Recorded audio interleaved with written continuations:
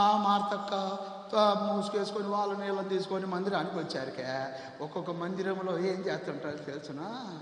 ఆయన పాట పాడుతుంటాడు. నీళ్ళు కొని కదలకుండా మెదలకుండా నీళ్ళు కొని దేవదానయాదుండ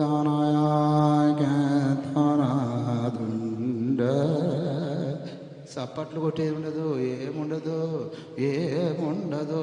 మౌనం మౌనం, నోరు మూసుకొని ఉండాలి, మౌనం మౌనం అని అరిగా. ఆమె అంత ఆదల బాధలు వచ్చినా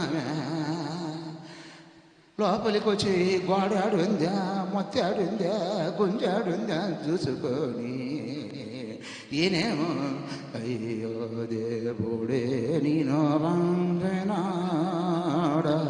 అని అరికి ఒక్కరో గుంజుకుంటుంది.